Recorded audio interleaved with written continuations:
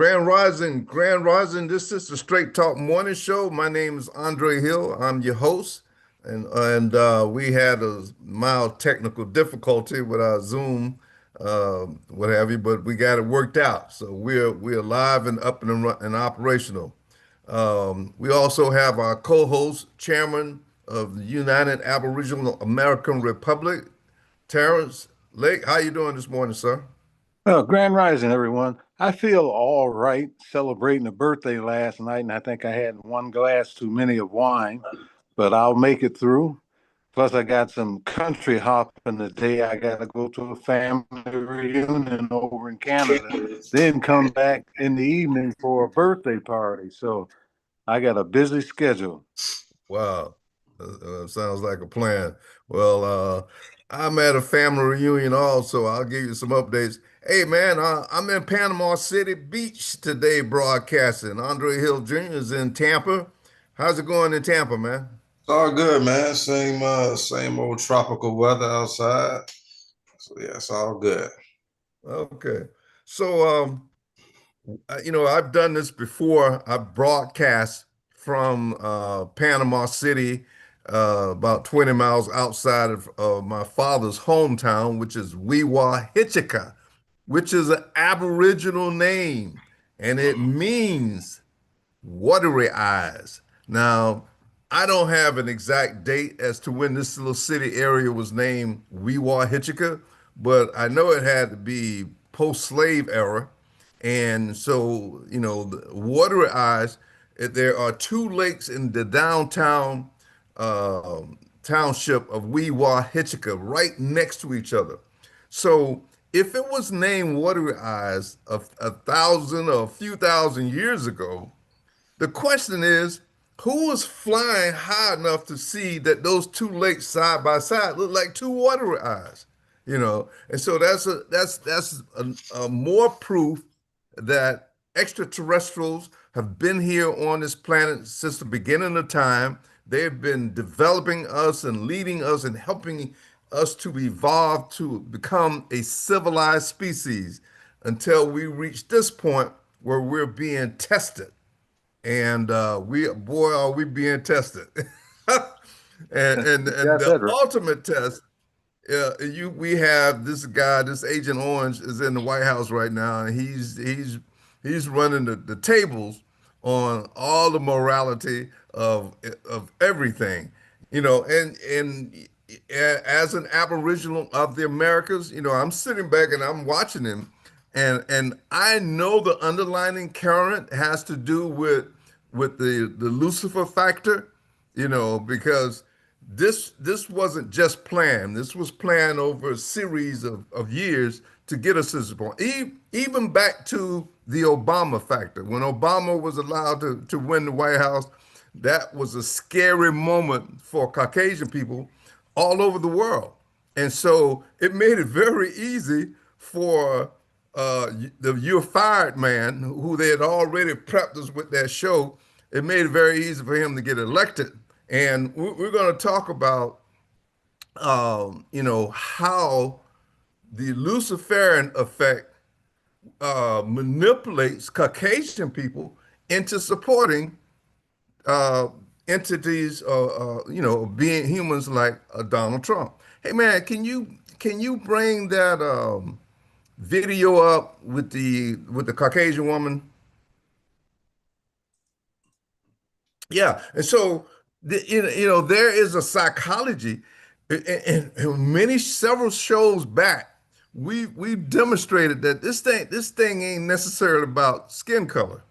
It's about human beings, human souls being tested. But go ahead and hit that. The same fake paycheck ever since. W.E.B. Du Bois wrote in Black Reconstruction in America that after the Civil War, poor white people didn't get money or land. What they got was status. The police, courts, public schools, social space all treated them better just because they were white. That's the psychological wage of whiteness. It didn't fill their bellies, but it made them feel superior. And that feeling kept them from uniting with black people against the wealthy elite who were exploiting both groups. Fast forward to today. My working class relatives still vote for Trump. Not because he's delivered, he hasn't. They keep voting for him because he hands them that same imaginary status. He talks like they matter more, like they're being targeted by others, those immigrants or those people with dark skin. He gives them that rush of being the real Americans. He makes them feel like they're part of the elite crowd. He gives them that rush of being the real Americans, feeling like they're winning, even as their health care gets gutted and paychecks shrink. That's not leadership. That's emotional manipulation. It's the same scam Dubois described, rewrapped for modern TV viewers. We have been hoodwinked. All that status is a mirage. It cannot buy groceries. It cannot fix your kid's asthma. It cannot lower your prescription costs. But it keeps us fighting against each other so that the real elites never have to get their hands dirty. And they don't have to pay a dime. Recognize the scam. Call it out. One share says you're done with the bullshit. I am not an expert. I'm just an avid learner. You can be one too. If you'd like to support my work, please visit my Ko-Fi link. It's here and you can find it in my bio. Okay. So, I went in and did a little research on this woman as well. And, there's still some question. What she's saying is valid. But then when I went and studied some of her takes, I looked at the psychology of using this woman. She looks like a reputable, well-studied Caucasian woman, and she does a lot of research on the history of everything.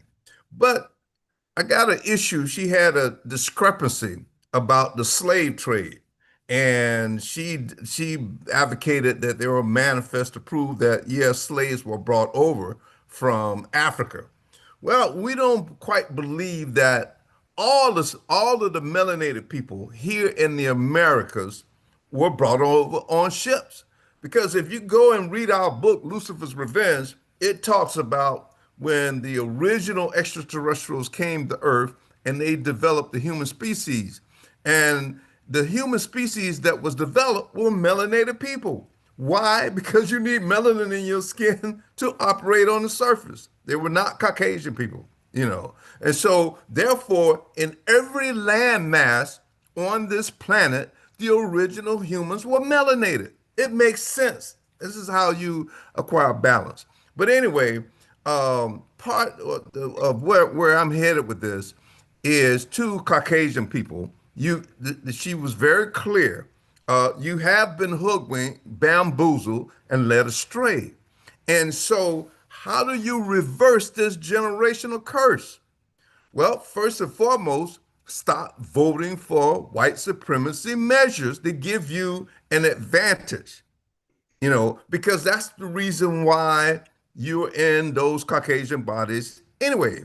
And I've also stated over time that in the beginning we were all melanated. So what did you do to lose the privilege of those melanated bodies? Just think, just apply a little logic and just go and say, hey, I'm not going to let this Republican racist or white supremacy hate mongers continue to manipulate me while they profit and I'm still suffering just to say I'm white, And so these are some of the things that we are concerned about, and we are encouraging Caucasian people also go out and buy our book, Lucifer's Revenge.net, and also the chairman is going to give you information on his book as well. Get a copy of it. And what we're doing right now is we're raising the frequency on this planet. That's why everybody on this panel is a star seed. And that's why we were brought to the planet. We're technicians to help this species evolve spiritually so that you can pass these tests. The guardians of the Most High allowed the Lucifer effect. They just props in a stage show, and they're going to test us. And, so get the hate out of your heart, get the I need to have one up, and you got to reflect on why you're in that situation. I reflect on things when I make bad decisions all the time. I say, maybe I need to put a little bit more compassion in my heart, or maybe I should apply a little bit more work in what I'm doing, or stay a little bit more focused. But to vote in to give me an advantage out of hate, to give me an advantage to something that I did not earn, the right way, by going out and applying myself, that's going to create more generational curses. Hey, Chairman, your thoughts? Well, with our Caucasian brothers and sisters, they recognize that majority rule. That's why the United States were set up, and it controlled the floodgates of who can come in and who couldn't. They kept tabs to make sure they were always the majority. But now that you're getting your Hispanics crossing the borders, coming into the United States, they're in fear that they're going to use that grip hold, that majority. And that's why a lot of them are clinging to Trump, because he's satisfying their taste and thirst of being the majority. He knows that even right today, if you add the Negroid and the Hispanics together, we would be a majority in the United States, and we could rule by proxy. He knows that. So that's why he's going to feed them. Let's get all these illegal immigrants out of the country, because they're going to upset the apple cart. And this is why he's doing what he's doing, you know. But hey, we just have to wake up, come together, do the right thing, and things will change for everybody's advantage, because we're not out to try to be superior. We just want to make things fair so we can all enjoy this heaven on earth that we're supposed to create. There have been a lot of creation on this planet, but we haven't created that heavenly environment. Only the super rich, because they have the money and the finances to create a heavenly environment. But this heaven is supposed to be for everybody. And that's our mission, that's our job, and it will be done on earth as it is in the heavens. And I'll land that plane. Hey, right on, Chairman. So, I got things started. We had a little technical glitch, and with Zoom, and my son worked it out. I had to give him a high five. He's our tech man. He gets it done. But I didn't get into the normal pattern. Absolutely. Yeah, and I didn't. So the normal pattern is I remind people what today's topic is about. And I'm going to need to put my glasses on here. My birthday is rolling around too, Chairman, in about another month or two. So, of course, every Friday I post Good Afternoon, Family, tomorrow morning at 11 a.m. Eastern Standard Time on the Straight Talk Network. You can find us on YouTube. If Facebook is blocking us, go and get that link, and you can watch the show from there, or you can watch us on our Facebook page at Andre Hill Sr. Andre Jr. will discuss the difference between Aboriginal Americans, foundational Black Americans, and Pan Africans, including their lanes of unity and collaborations. Don't worry about being deported. For all you Aboriginal Americans, you don't have to worry about. We have a clip that we're going to share with you. So if a lot of you wondering, well, you think Trump is going to do like the Nazis did, the Jews back in that time, and just start rounding us up and deporting us somewhere we never lived before? Nah, it ain't going to happen. But anyway, also, the star seeds and other melanated people are starting to tune in to a higher frequencies to remove the demons from our planet.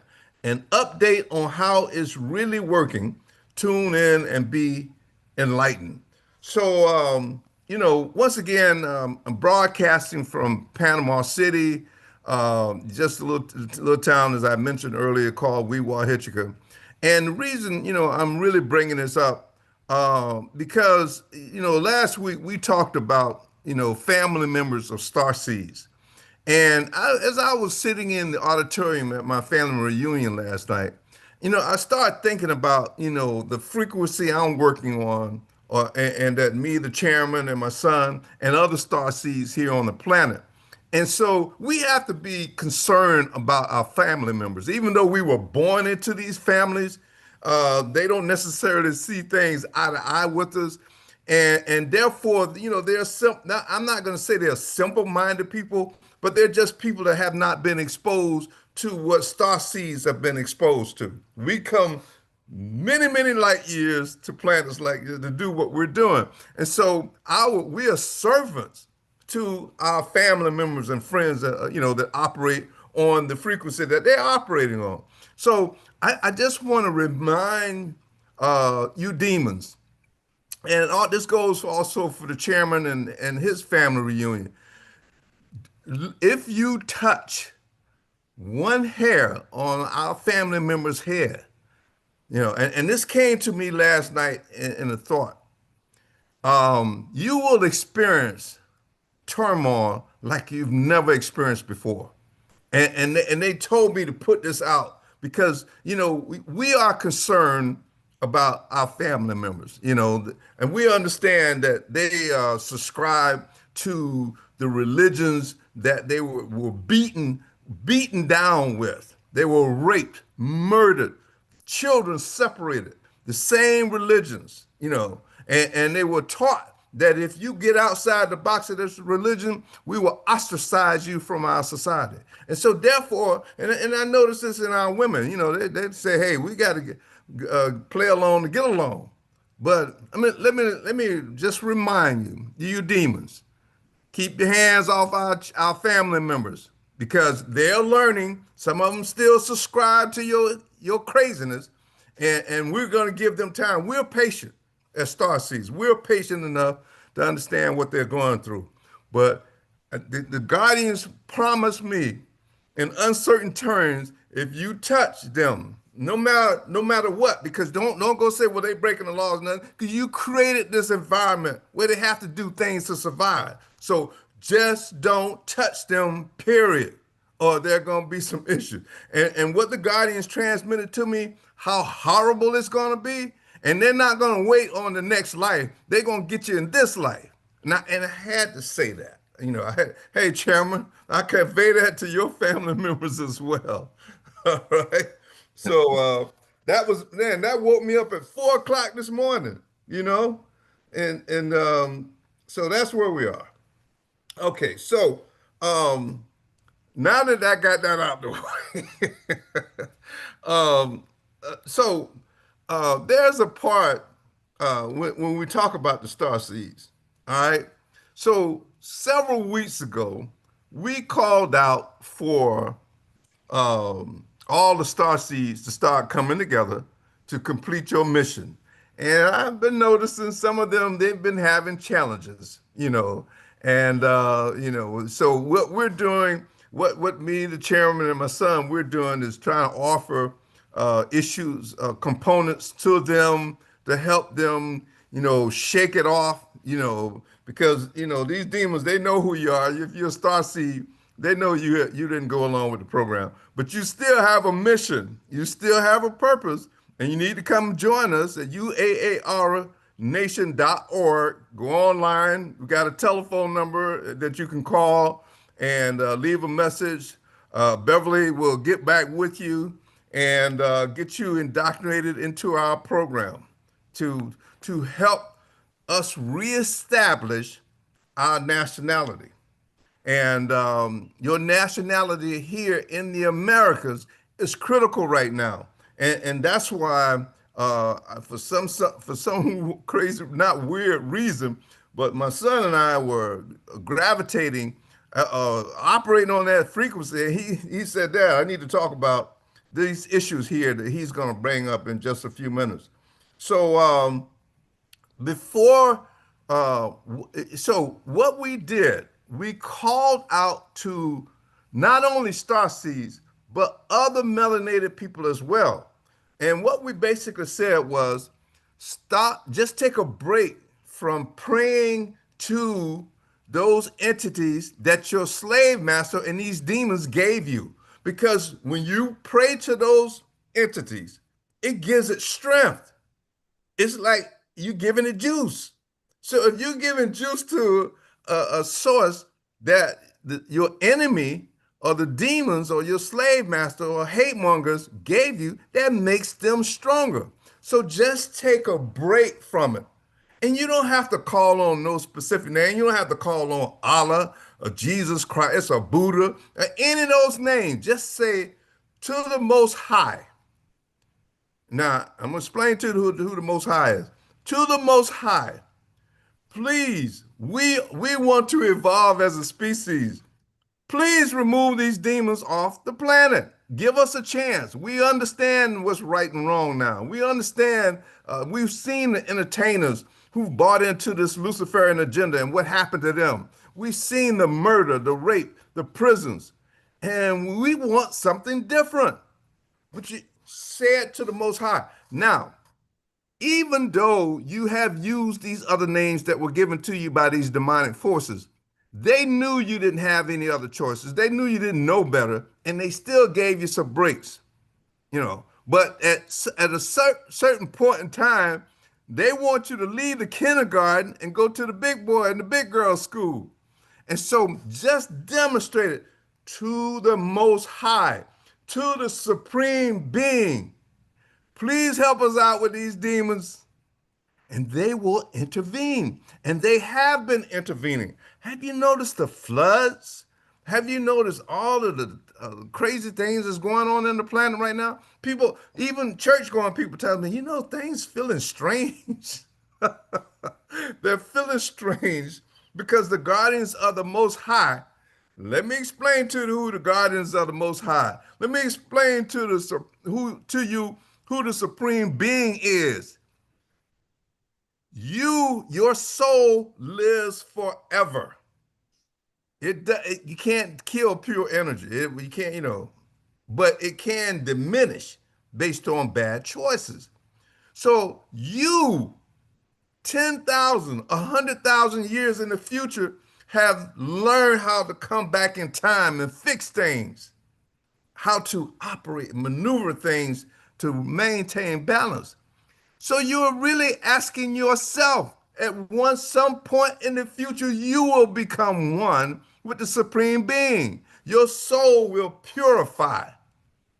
And the need for physical things, possessions, and feelings will no longer fit your appetite because you now understand the divine order of the universe.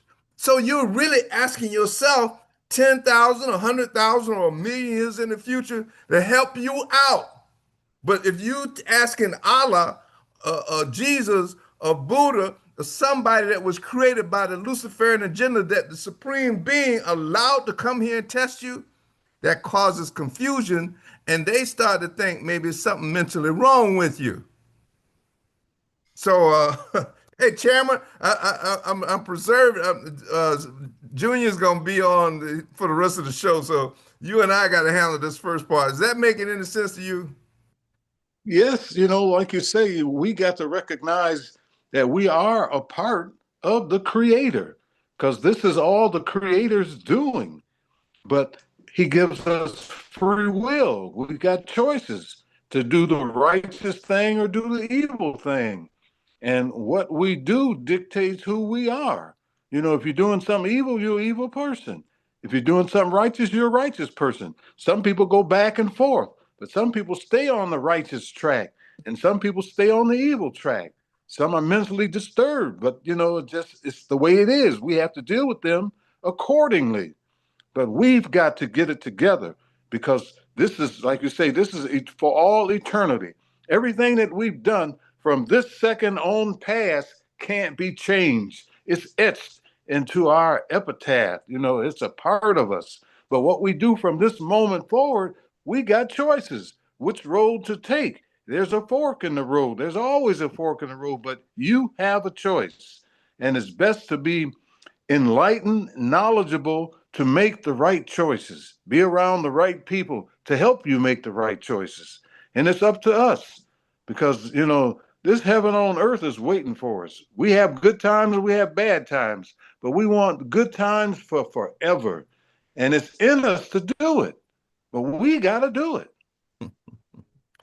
All right, so I have some more things to talk about, but I'm gonna hey, Junior, do you want to play the police officer? Because a lot of you want to play that now, or you want to play it after yours, because now a lot of our people are worried about. You think Trump is just gonna start deporting us? I don't want to say nothing bad about him because he may bring his goon squad over to deport us.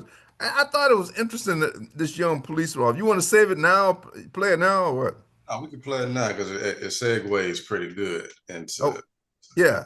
So this brother dressed up in his police gear. I haven't verified the source, but he sounds credible enough to me. But it's in alignment with what we're getting ready to talk about. What Junior's getting ready to talk about. One time, I'm gonna tell y'all this, and it's a common sense thing. The so-called Negro, the so-called black man and black woman, the so-called colored folk can never be deported to anywhere else on the planet. Do you understand why? Don't listen to Dr. Such and Such. Y'all know who I'm talking about. Start with a U. Don't listen to him when he said they just want us to suffer. Yeah, they do. But it's for usurpation. It's to steal our birthrights. We're the only people here in America that can't be deported nowhere else. That's because we're home. And when you're home, that means that you are what the land is. You're American. You didn't come from anywhere else. You're not an immigrant like the rest of the population here. Don't believe these people when they tell you you're from Africa. If you want to go back there, yes, we can technically maybe call this place of Mexum extreme West Africa before the great earthquake, before Turtle Island broke apart. But before then, we're home, and you know what that makes us. We ain't no $5 Indians. American is our birthright. When your grandmothers and your grandfathers told you that you got Cherokee in your blood, you got Wichita in your blood, you got Choctaw in your blood, you got Blackfeet in your blood, you should know that they are telling the truth. Don't let these people tell you any lies. We are like what they said in their Bible that they gave us. We've been called 99 different names. And we are all 99 of them, other than those derogatory statements and names. But peace, y'all. Just had to drop that knowledge on y'all. For all y'all that was born in America, that's indigenous to America, it's your birthright. Y'all go find y'all peoples in that genealogy records and get it notarized and, have them so-called recognize it into their state or, their federal archives with their apostilles, whatever. What's up, TikTok? What's up?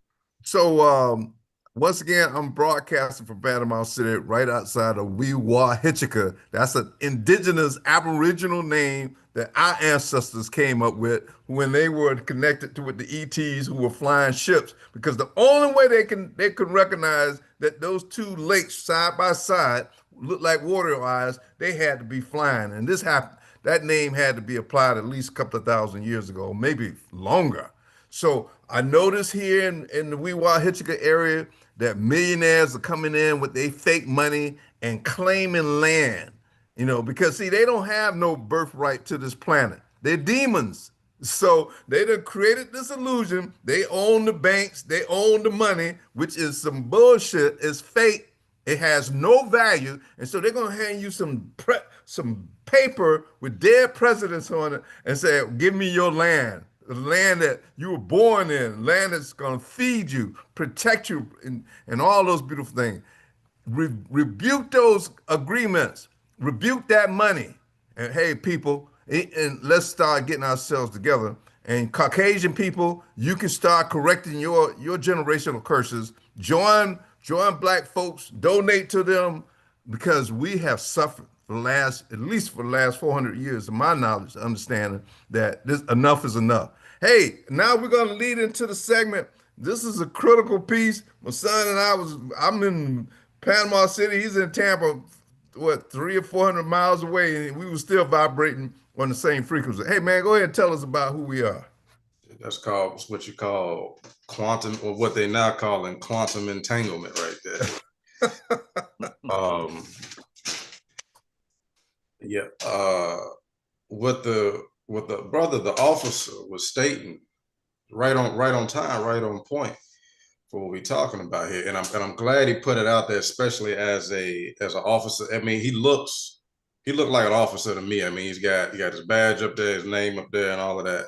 I think it was real. I don't think he was just sitting there with props on. So hopefully that gave some relief and confidence to our people that, yeah, we can't be deported.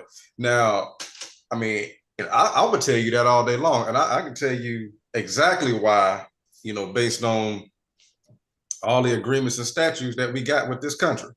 Yeah, we can't be deported.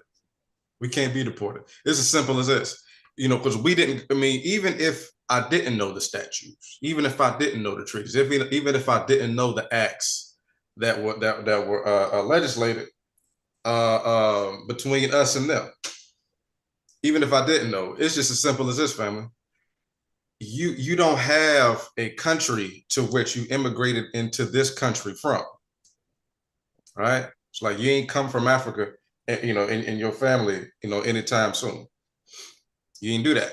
So you can't be deported. But let's get into the real reason why, just like the brother was saying, you can't be deported. This has always been our land. We've always been here because Black Americans in the United States, just like the brother said, we've been called a lot of things, but our most accurate,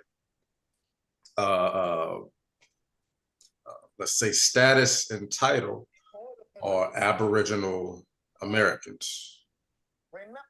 Aboriginal Americans, meaning we are the original people of this land, as well as, you've got melanated people all over the planet who are the original people of that particular geographical location too, right? But the majority of Black Americans in the confines of the United States, we've always been here. We were here when they showed up, long before they even knew about this place. We were here, right? There's plenty of documentation, plenty of well, let's just say it's all the information is out there now. The choices is up to you if you want to go and search for it at this point. Now that leads me into this. Among our people, the Aboriginal Americans, over the last I don't know. Matter of fact, let me ask you two, as the elders, Pops, Chairman. In grade school, when did they start teaching y'all about slavery and us, being trafficked from Africa? Chairman, do you remember? I remember basically in junior high school, definitely not in grade school. Interesting. But they just mentioned slaves came to America, and point blank, that was it. It wasn't a half a page of history, Interesting. So, Chairman, listen, well, you just told us, it was your birthday. So, and, you and Pops, y'all are in your 70s. Yes. And so for grade school, what year would you say that was? Say it was 1955, possibly 56. they didn't mention hardly anything about blacks in history. You know, the history that I got basically that I really enjoyed was when I was in the 12th grade in high school. And they said there were three groups of people that were put on earth: the Caucasian, the Negroid, and the Mongoloid. And I could relate to that because I knew there was something strange about why people would treat other people in horrific ways. Not all the people were doing it, but there were certain groups. So we all were brought here, from my education to planet Earth to try and get along and live in harmony. But it hasn't been fulfilled in a truistic way, because it's too much hate. In fact, we've been hated so hard that we hate each other, which is a problem. So history needs to be rewritten and told the truth. Too many fallacies.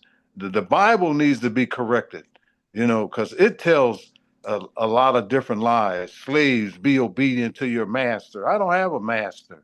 I have a creator. I'll leave that alone. Gotcha. I gotcha. So, and my story pretty much the same. The chairman was up in Detroit. But by the way, are we being broadcast on my Facebook Live? Yeah. Okay, because it's not showing up on my page. Yeah, okay. All right. So yeah, Chairman, I'm pretty much, we just a few years apart. I remember always reading these little history books about the Caucasians, when they were George Washington and all those sort of things. But we were like a side note. And it was nothing really that we can hang our hat on, and we felt just like what they intended, like second-class citizens. But go ahead. Oh yeah, I do remember one thing. Let me get this out. George Washington Carver and Eli Whitney. Those two people were talked about only because of their inventedness of what the cotton gin and the peanut. I'm surprised. Surprised they, let that slide in. Long story short, because what was going on is the education at that time they were still developing the lie at that time when they were teaching it to you. They were still developing the curriculum to reflect what they call social studies and history in their favor, or with the purpose of usurping all of our families, clans, and indigenous governments, and essentially saying, well, we need to remove y'all's, at least in your mind, we need to remove your birthright and heritage on this land. So, coming back around to it, over the years, and y'all, I know y'all seen this as well. Y'all seen us be classified as many different names, but even more intricately, y'all seen the different movements of, at one point we were, the James Brown era, Black and Proud. And then that, and y'all correct me at any time, that transitioned into us saying we are African and or African American. Do y'all remember at any point when we started to make that transition? That was in the 60s, definitely. In the 60s? Absolutely. In the 60s. Yeah. And so prior to the 60s, were we in mass, were we claiming that we were African American and or African? No, Negroes. No, definitely not. Negroes is what we, okay. Yeah, so and Negro was just another classification based on what we call denationalization, right? And denationalization was was way more serious and prominent than the slavery narrative that they gave us, right? Because the truth is, a lot of people listen. Saying this to Black people, I mean, I should only say this in house. But it is what it is, and I want us to feel this psychologically. Black people, listen, Aboriginal Black people of America, we were bringing over indentured servants from the west and the east long before a lot of people even knew about this place. We were bringing them in. We were bringing them in. In other words, there's always been a lot of trafficking coming in and out of this country. Needless to say, so we went from Negroes to African Americans, and if I'm not mistaken, Jesse Jackson was we kind of let Jesse slide. We don't really point a finger at him because he kind of fly under the radar somehow, some way. But he was the one that coined that phrase and led the movement for us to be labeled as African Americans. Meanwhile, he knows that his whole family claims Cherokee Indian. His whole family claims Cherokee Indian.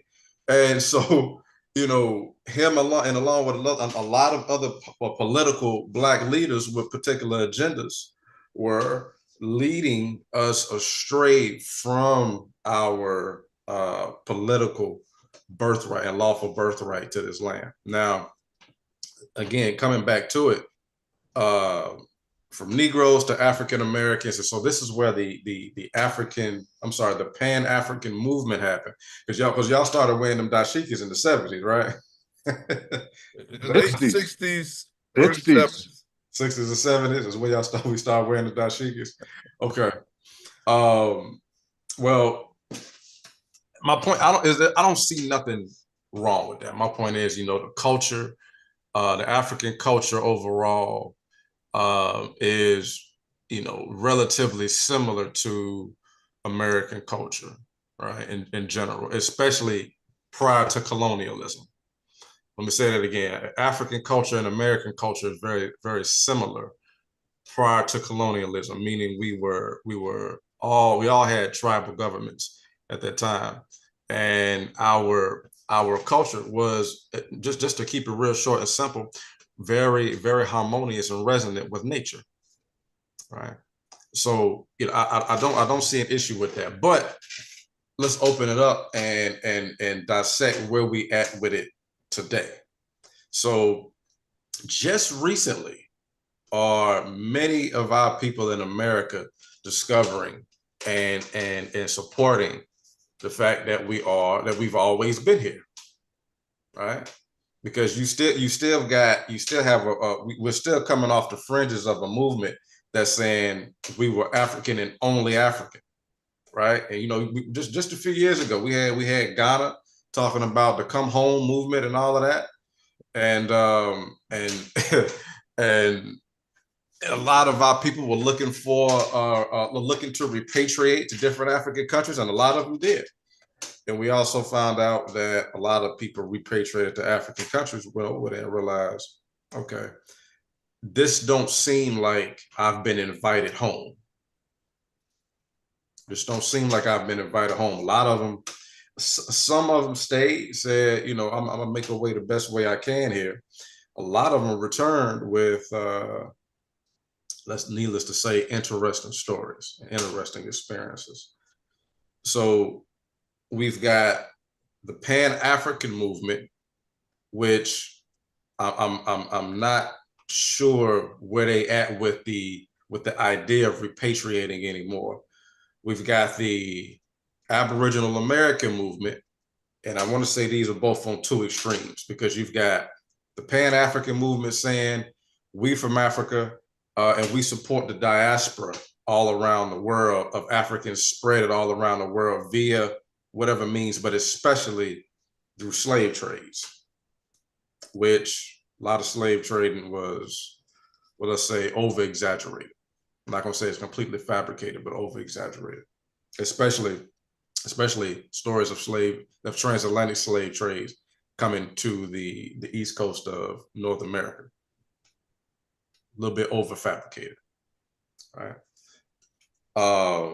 You've got Aboriginal Americans saying, we ain't never been African. We ain't African. We ain't got no links to Africa. We ain't never been African, which is interesting take.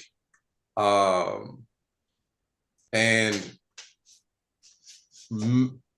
possibly somewhat true on one, to some extent. To some extent, right? Because we still wrestling with whether or not the out of Africa theory for all mankind is true now. We're wrestling with that now, right? Because they found bones in this country. I believe the guy's name is Albert Perry, who they say his bones are older than Lucy's in Africa. Right. And this is a melanated man that they found and did the DNA testing on. So the out of Africa theory is now being challenged. Interesting, right? So now in between these, we've got the Foundational Black American Movement, with another word for short, called it FBAs.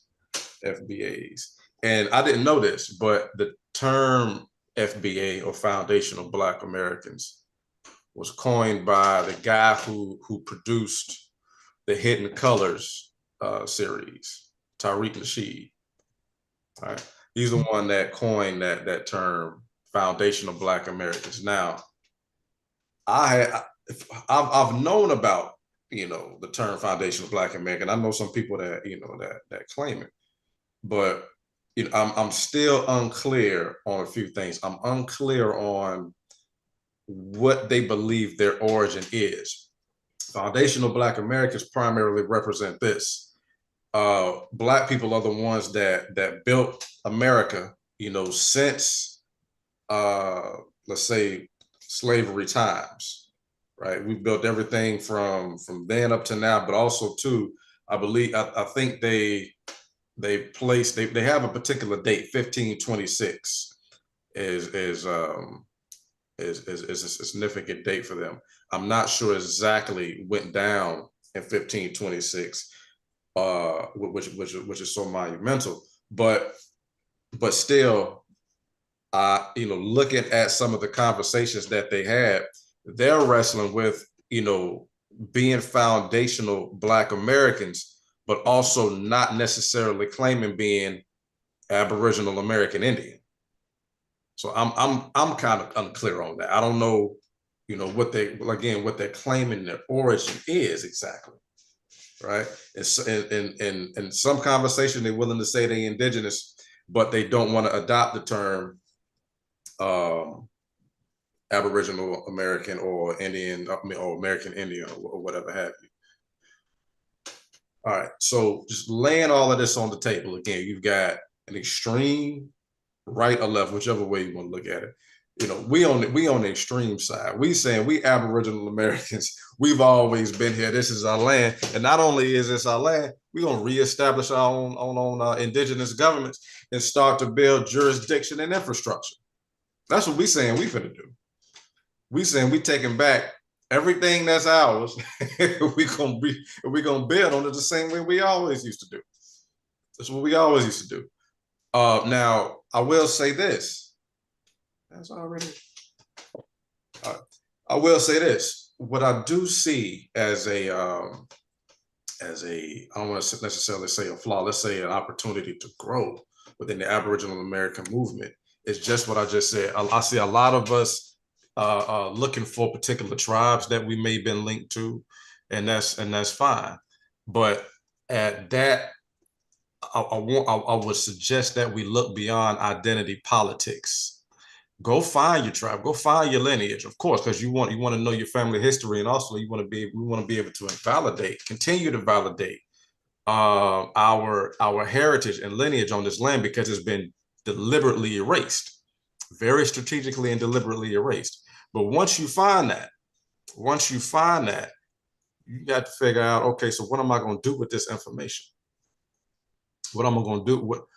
How am I going to collaborate with other people of like mind and be productive in that lane? Again, this is where tribal governments come back into place, which we're establishing jurisdiction, but not only just establishing jurisdiction, we also have to build infrastructure within that jurisdiction. And we're capable of doing it. Again, if we built this country, we capable of building anything, right? Now I'm gonna hurry up a little bit because I see we almost running out of time here. Our foundational Black Americans. This is what I see that they're most concerned with, because I had to try to figure out what was the ambition among them. Seems like they're primarily concerned with reparations. I'm assuming reparations for slavery and everything afterward. All of the atrocities afterward, redlining, gentrification, Jim Crow laws, environmental racism, all of the above, right?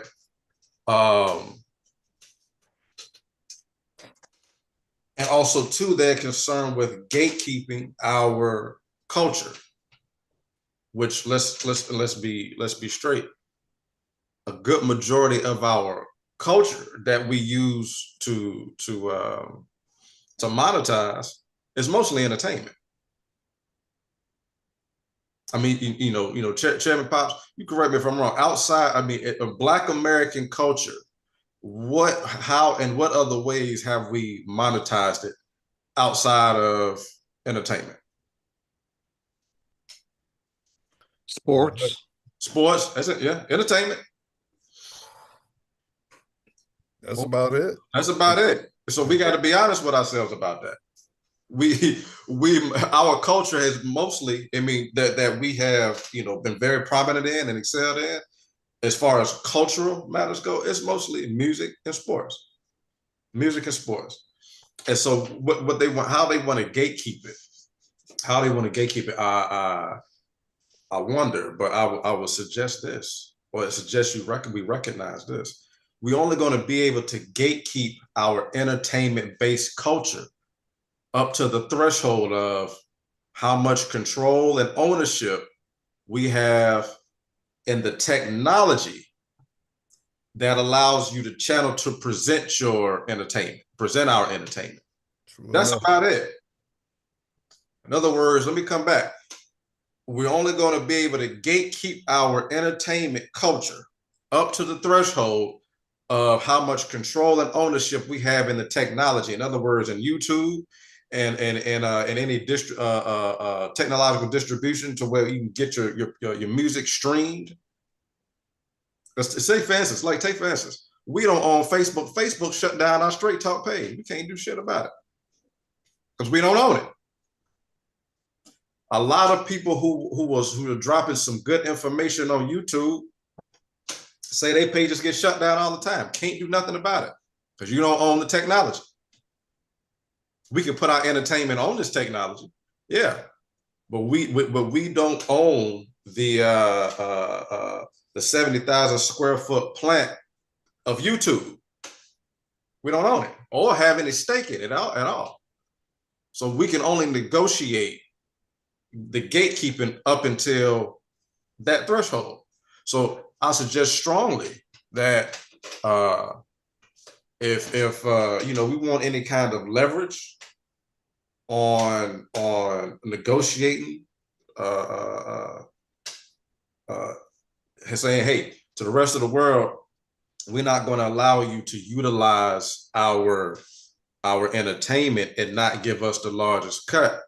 Well, we just have to be realistic and say, how do you think they're going to respond and say, well, we ain't gonna let you utilize our technology to put your entertainment out there. But they have done that already. Now, saying that to say this, foundational Black Americans is from my perspective, you seem to be somewhere in the middle between Aboriginal Americans and Pan-Africans, leaning more towards the Aboriginal American side, right? It's going to behoove you. Matter of fact, you don't have much of a choice other than to go full Monty. You got to go the whole. You got to go all the way. And you got to put it all on the line and say, okay, we're not going to be able to only try to gatekeep our culture in proximity to, for lack of a better term, white supremacist spaces.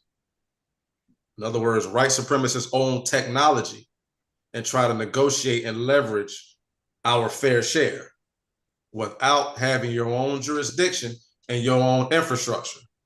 You ain't gonna be able to negotiate that very far. Past that threshold.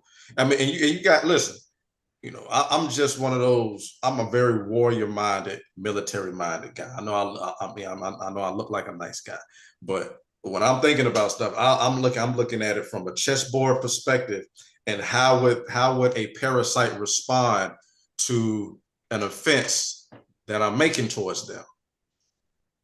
It is pretty easy to figure out. They'll shut down your source if they feel like they can't. If you're gonna either get the majority out of the deal, or they ain't gonna get nothing out of it, because they back is against the wall all the time. All the time. They face life or death every time you advance. So they're willing to cut your source off. So you have to align at this point. You have to say to yourself, all right, now we willing to own and control absolutely everything that is ours 100%. Now, our Pan-Africans, listen, at this point, let me say this to y'all in particular. I think it's a bit insignificant for you to highlight and stand on, whether you African or you are Aboriginal American. I hear a lot of the comments coming from the Pan-African side that are calling all of us who are claiming Aboriginal American heritage and lineage, y'all are calling us pretendians now. I see it. And I understand where you're coming from, but all this time we've been told we were nothing but African. I understand. And we've built such an identity based on that. I mean, because I'll be the first one I'm honest. Back in 2019, we did a whole event called Return of Africa. Very successful event. We all in there with dashikis and all kind of stuff on. Very successful event, and we did the event for the same reason most people do events, for some level of fundraising. But the point was to throw in a cultural event that would galvanize us towards a particular goal, and we did it under the culture of African heritage. But it's okay when you get some new information, get some updated information, you just adjust. All right, you just adjust. Again, still, I ain't got nothing against my African people. I ain't got nothing against my African family. Out of everybody else in the world, every other culture in the world, that one is most similar to ours anyway. And most similar to ours anyway.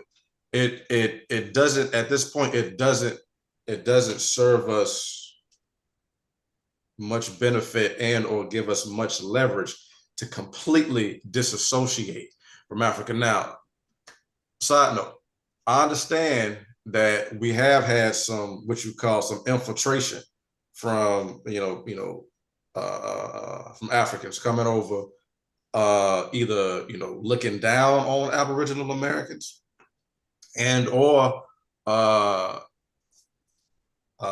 infiltrating Black cultural spaces and playing the same game Caucasian people play, which is buying up state or interest in our culture and not giving us a fair share and or trying to take over. This is what y'all heard what happened with the Essence Fest. In other words, Essence Fest is not owned by a Black American anymore. It's owned by Africans. In the recent Essence Festival, they brought in a lot of African talent, and didn't really showcase Black American talent. And a lot of Black people was mad at that. They was like, we ain't show up here to eat, to eat no jollof rice and stuff. Black people in America was mad about it. I understand, but my point is, what leverage do you have? What true leverage do you have to negotiate ownership and control of these things? let me land this plane on this because I know we over time. Our Pan-African family here in America, in other words, Black Americans who are claiming Pan-Africanism. Of course, you ain't got to worry about getting deported. That's not an issue. But I suggest to you, since you are Pan-African, I mean, listen, I'm Pan-African in practice, but my status is Aboriginal American. I've got African partners. We already got plans on trade. We already got plans on trade. I suggest you go to your African connections and start setting up those type of business deals. Out of everything else, we've celebrated the culture long enough. We beyond that at this point. We're beyond celebrating the culture. We're beyond the identity politics of it at this point. The name of the game right now is we need to collaborate with melanated people around the globe who are of like mind. As a matter of fact, also I'm saying that to Aboriginal Americans too. You don't got the option of saying I'm Aboriginal American and I'm just gonna claim, my family tribe here in America, and that's gonna be it. I mean, that's gonna be good enough. Because the more and more you begin to claim your heritage, the more and more you threaten the sovereignty of the United States. And the more and more they're gonna say, well, okay, y'all finna start figuring out how to get your stuff back. We finna start bringing more immigrants in. Because mind you, they don't have to bring immigrants in to buy up your land. It's foreign people buying American land every day from another country. They ain't even here buying up land. And we just have to think about where this country is going based on, what we're, discovering and how we're moving and how they plan on countering us moving forward. I'm gonna say it again, identity politics is not the last step. It's all good. Figure out who you are, but also figure out where to collaborate, figure out where the lanes of collaboration are between Aboriginal Americans, foundational Black Americans, and Pan-Africans. There's much opportunity. And we don't even have to explain and lay out every lane right here on the show. We know where it's at. Just like the chairman always says, we have to come together, get over the very petty differences of your identity politics. Get over that. Practice whatever your spirituality is and your culture is at the house. But you got to get on this field and play as a team, because everybody else is playing us as a team. You don't want to walk on the field. I mean, you wouldn't walk on a football field. They got 11 people on their side and you got 2 or 3 on your side and you're trying to score a touchdown. And this is a football game. So let me land it right there. We 9 minutes past the hour. Last time, foundational Black Americans, Aboriginal Americans, Pan-Africans. There doesn't have to be a separation between us, especially not right now. As a matter of fact, especially after this show, they're going to infiltrate those differences as they always have. And when they see division, they slide right in them cracks. They're very good at that. Very good at sliding them cracks. That's how we've always been infiltrated or defeated. But yeah, I'll land it right there. So, and I'm glad you brought it out like that because, first and foremost, we're not trying to get out here and raise our flags. We came up with this idea, we're better than this. We're not competing with Aboriginal people. We are establishing an alliance. If you have a tribe, you the chief. I call myself chief. But the chairman, he's a chief. My son is a chief. Be a chief. Chief that. Whatever. But the collective is the power right now because they have demonstrated, through these social media networks that they control the media. So, and most of the equipment, we invented it. Mm-hmm. So we need to be focusing on we have the pieces. We know how to bring the pieces together. We know how to put satellites up in the atmosphere. We can do this because until we start coming together as a collective, get rid of the competitiveness and understand this is about the salvation of your children. Join us as a collective. Join UAAR. Go to uaarnation.org. Just let us know. I have a tribe. I'm chief such and such. Fine. We're going to enter into a treaty with you. If you have an organization, the Black Gun Club, the Black Panthers, all, we're going to enter into an MOU with it. It's the same structure. We just agree we're going to work together and bring our resources together to create a institution for our children who was denied access to a fair and equitable opportunity in this earthly economic culture.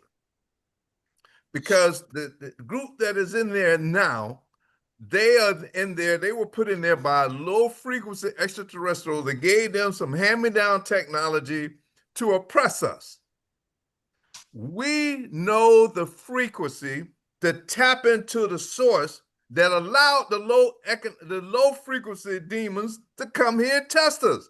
So we know that frequency. We're going to share that with you. We're going to share that technology with you, But if you try to go and do this without understanding that metaphysical consciousness, the technology, how to tap into dial up that frequency, you're going to run into the same problem we've been running into for the last 400 years.